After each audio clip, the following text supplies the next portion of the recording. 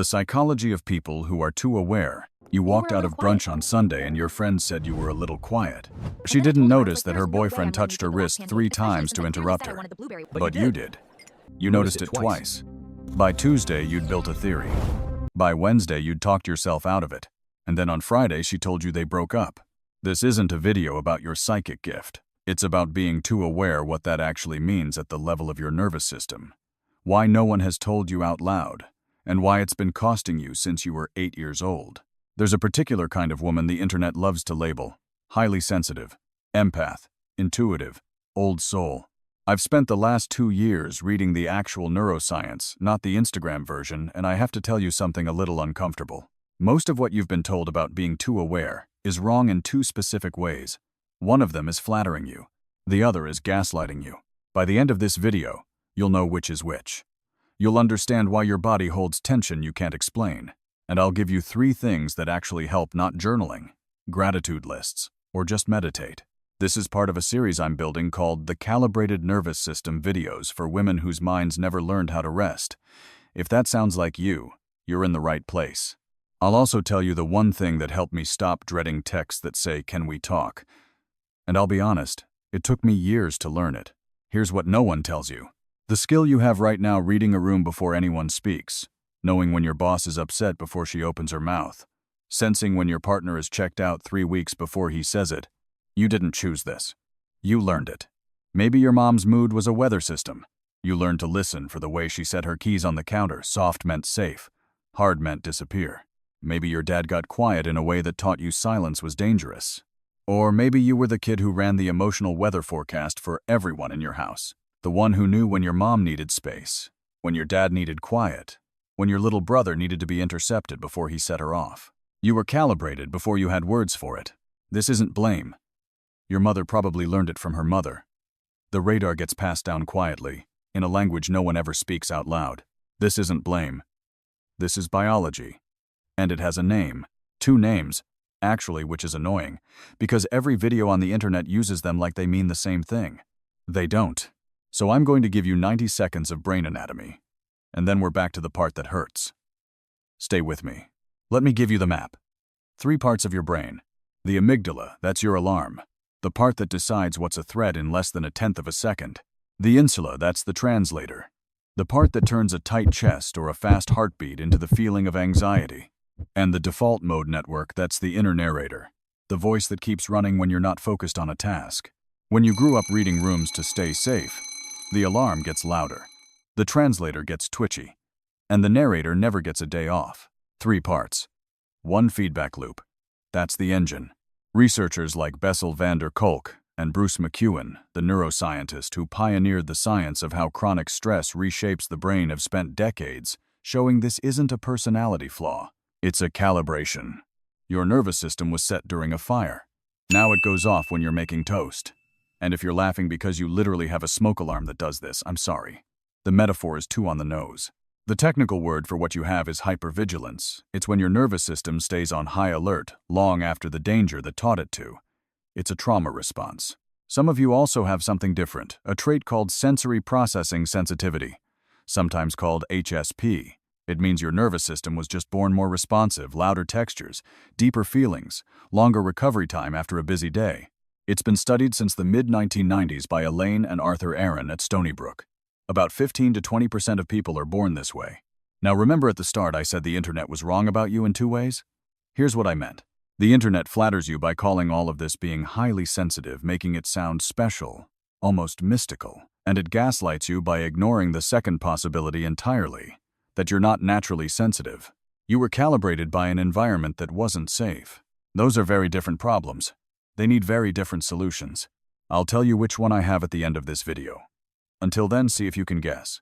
Let me walk you through the 5 ways this shows up in your real life. Tell me which ones you recognize. Sign 1. Your brain is auditing everything. Your boss types, "Can we talk?" And your stomach drops. By the time you're at her office, you've drafted 3 apologies and a resignation letter in your head. She wanted to tell you the project went well. And yes, I've drafted that resignation letter twice this year. I'm not better than you. I'm just 2 months ahead in therapy. Your brain isn't being paranoid. It's running a sub-process you didn't authorize, the default mode network. The one Marcus Reichler named in 2001. Most people daydream there. You audit there. Sign 2, you're watching yourself watch. Tell me if this is just me. You laughed at a joke at dinner and immediately wondered if it sounded fake. You felt happy on Sunday afternoon and asked yourself if you deserved it. No. Just me? Cool. Glad we're all here together. There's a name for it. Metacognition. Thinking about thinking. Most people have a dimmer switch on this. You have a fluorescent bulb on a stuck timer. Sign 3. You've lost the ability to take things at face value. You can't watch a man flirt with a woman at a bar without seeing his fear underneath it. You can't take a compliment from a coworker without scanning for the ask. You haven't become cynical. You've just lost the ability to unsee things. And here's the cost no one talks about. You've grieved relationships before they ended. Sometimes years before. Pattern interrupt. Okay, stop. I want you to do something for me. Take a breath. A real one. The next 2 signs go deeper than the first 3. I don't want you to read past your body. Ready? Okay.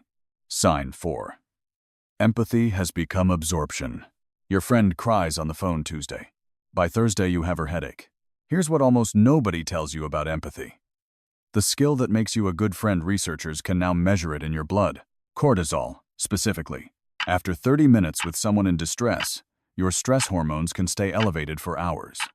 You're not metaphorically absorbing them. You're chemically absorbing them. The neuroscientist Tanya Singer has spent 2 decades on this at the Max Planck Institute in Germany.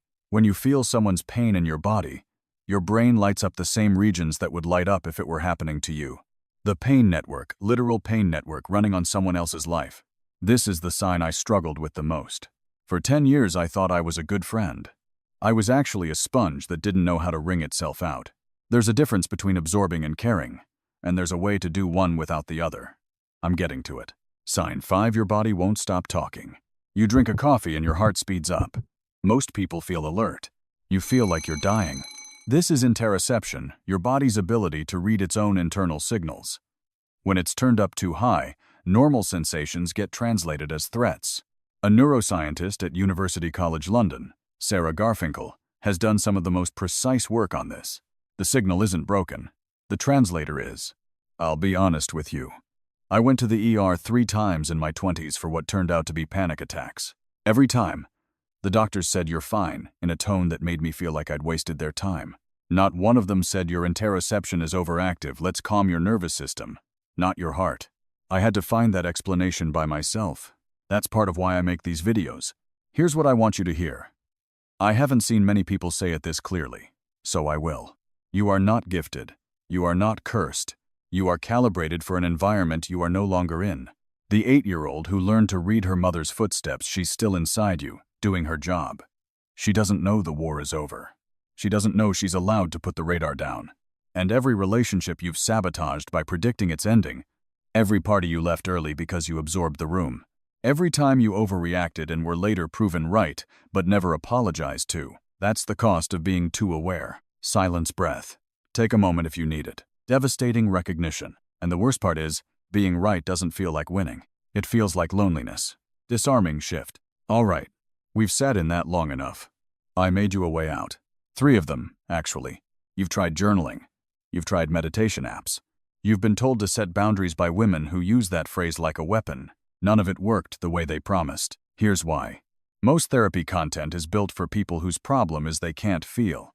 Yours is the opposite. Your wiring is fine. Your bandwidth is full. Telling you to feel your feelings is like telling someone drowning to drink more water. What follows are 3 tools that actually work for nervous systems like yours. They're unsexy. They're short. They take about 10 minutes a day. And every one of them comes from peer-reviewed research, not someone's Instagram retweet. The first one is called cognitive diffusion. It's from a therapy called ACT, Acceptance and Commitment Therapy. Stephen Hayes built it in the 1980s. There are now hundreds of randomized trials behind it. It sounds stupid until it works. Next time your brain says he's pulling away from me, don't argue with it. Don't journal about it. Don't ask your group chat. Just rephrase it like this. I'm having the thought that he's pulling away from me. Sounds tiny. It's not. The first version is a verdict. The second is a weather report. One you defend. The other passes through. I tried this for the first time at 2 a.m. in 2021, lying in bed, replaying an email from my boss, That I was certain meant I was about to be fired. I rephrased the thought. I'm having the thought that I'm about to be fired. It didn't make the thought go away, but the thought stopped being the truth. It became a thought. I slept 4 hours later. Try it tonight. Not tomorrow, tonight. Pick one specific thought you can't put down. Watch what happens in 48 hours. Don't believe me? Test it on your own brain. The second one is older. 1983, Tom Borkovec at Penn State. It's called worry postponement. And clinical psychologists have used it for generalized anxiety disorder for 40 years because it actually works. Here's the protocol. You pick a window. Mine is 6 to 6:20 p.m. When a worry shows up at 9 inches the morning, you write it on a piece of paper, not your phone, paper. This matters. And you tell it, I'll deal with you at 6. Then you put it down. Most worries don't survive until 6. The ones that do, you actually solve. On your terms. With a pen. And listen, I know you're going to ignore the paper, not phone part. Don't. The phone is where the worry came from. You can't put it back in the place it grew. Studies replicating Borkovec's protocol, including a 2012 trial from the University of Illinois, showed measurable reductions in worry, frequency, anxiety, and insomnia after just 2 weeks of practice. Let me tell you what that actually means. That's an entire room of your mind you can use for something else. For your work, for the people you love, for sleep. The reason this works isn't willpower. It's that your brain learns worry has a container. And what has a container has a bottom. The third one is the one you'll resist most. So I'll keep it short. Tanya Singer, the same researcher I mentioned earlier, ran a follow-up study with the Buddhist monk Matthieu Ricard. Ricard had logged over 60,000 hours of compassion meditation in his life. Singer wanted to see what that actually did to the brain. She discovered something most therapy culture has wrong. Empathy and compassion are not the same neural pathway. Empathy lights up the pain network, the same regions that respond when you're physically hurt. Cortisol up. You feel sicker. Compassion lights up the reward network, the same one that responds to being held by someone who loves you. Oxytocin up. You feel held. Same situation. Two completely different brain states. The difference between them is direction. Translation. Feeling your friend's pain in your body is making both of you sicker. Wishing her well actively, on purpose, with the words "may she be okay" is what actually helps her and protects you. This sounds religious. It isn't. It's neurology. There are now compassion training programs in major hospitals because the evidence is that strong. Here's the practice.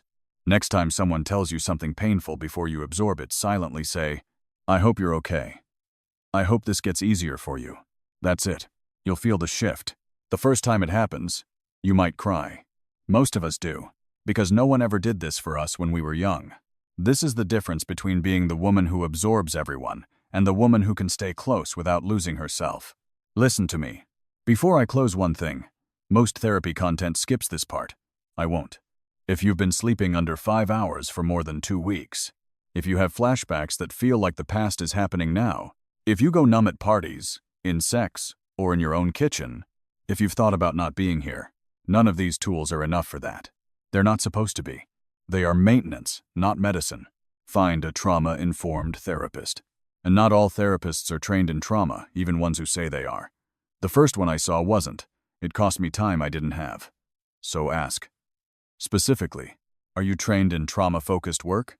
If they hedge, find someone else. The right therapist exists.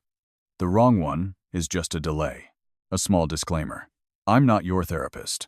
I'm not anyone's therapist. This video is education, not treatment. If anything I described tonight feels like more than you can carry alone, that information is your nervous system telling you the truth. Listen to it. In the United States, you can call or text 988, the Suicide and Crisis Lifeline. It's free. It's 24 hours. This isn't weakness. This is using the right tool for the job. The 8-year-old inside you doesn't go away. She doesn't need to. She just needs to know that you've grown up and that you're driving now.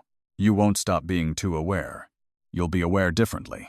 You'll walk into a room and feel the weight in it, and you'll choose whether to pick it up. You'll see your friend's smile not reach her eyes, and you'll let her tell you in her own time, instead of pulling it out of her. You'll hear your partner sigh, and your nervous system will spike, and you'll wait 3 breaths before you ask. Sometimes a sigh is just a sigh. And sometimes you'll fail. You'll spike. You'll spiral. You'll text the thing you swore you wouldn't text. That's not regression. That's a rehearsal. Healing isn't a straight line, it's a rehearsal hall. This is what healing looks like for women like you. Not less awareness. Less weight. By the way, I have hypervigilance, not HSP. I learned that in therapy at 29. Naming it didn't fix it, but it did stop me from blaming myself for it. That alone was worth everything. Look at me for a second. I made this video for one specific person. If you're still here at minute 13, that's you. 3 things before I let you go. 1. Pick one of those 3 tools and tell me in the comments which number you tried. Just the number. 1, 2, or 3. I read every comment on this channel. 2. If you have a friend who reads rooms for a living and doesn't know why she's tired, send her this video. Don't say anything, just send it, she'll know. 3. Next Sunday I'm doing the next video in this series. Why women like us pre-grieve relationships months before they end, and what the body knows that the mind refuses to admit. If that's the version of yourself you want to understand, I'll see you here Sunday. For every woman who learned to listen too early, you can put the radar down now.